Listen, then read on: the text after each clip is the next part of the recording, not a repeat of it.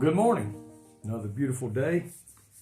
I trust you love the Lord this morning with all your heart, mind, and soul, that you're ready to go meet him should he come today, and that everything is going well. I just love serving the Lord. I'm so thankful for all of his blessings he's given to my family and I. Everything that we have today has come from God and his blessings, and I know you feel that way too. We go through life here loving the Lord and doing our best to help others when they're in need. But there's others out there, their desire is to stop the gospel of Jesus Christ. They become our enemies. But we are not to be their enemy. We are to love them and help them come to know Jesus Christ as our Lord and Savior. But at the same time, we do not have to stand by and take it. I want you to listen here in St. Luke chapter 6, verse 35. But love your enemies and do good and lend, hoping for nothing. Again, and your reward shall be great, and ye shall be the children of the highest, for he is kind unto the unthankful and to the evil. 36 says, Be ye therefore merciful, as your Father also is merciful. Jesus tells us how we are to live with other people as members of his family. Just like he did, we are obligated to follow the demands that he has set forth. Love your enemies and do good. Lend, help them, hoping to get nothing in return. Loving our enemies does not mean an emotional love, such as liking our enemies, but rather a genuine concern for the condition of their soul, concerned about where they are headed in eternity. We need to be caring for that and concerned for their good and their eternal salvation.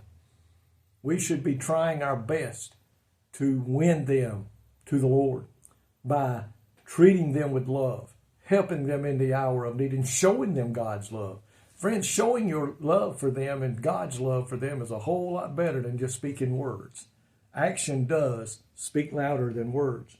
And since we know the terrible fate that awaits these people if they don't change, that should even more cause us to reach out to them, that we must pray for them and attempt by returning good for evil to bring them to Christ.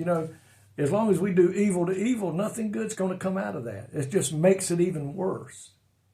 But when somebody does us wrong, an enemy comes in and tries their best to hurt us, to damage our reputation, and we stand there and show them the love of God and show them care and concern, there's always that chance we may win them. Now, loving our enemies does not mean we stand by idly while evil workers continue their wicked deeds. When necessary for the honor of God, or for the good or the safety of others, or the ultimate good of the wicked, severe action must be taken to stop it. You're not supposed to let somebody just walk into a church and tear it all apart. You're to stop it. You do it with love as much as you can. But friends, we don't have to sit here and become a beaten pad. But God expects us to love them and at all costs try our best to win them to the Lord. And I know that can get hard sometimes because the enemy is really after the church and after those that are in the church. There's nothing he would love more than to tear the church apart and to tear it down. But just like Jesus, he loved everybody. He loved those who hated him. He loved those who beat him. He loved those who nailed him to the cross. He loved those that speared him in the side.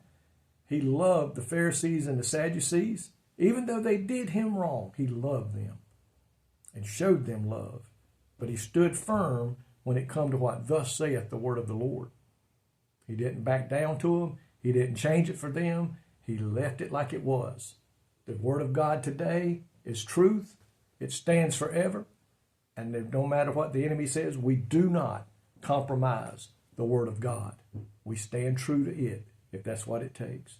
And sometimes by us showing them how much we love them, how much we believe in this word, will win them to the Lord.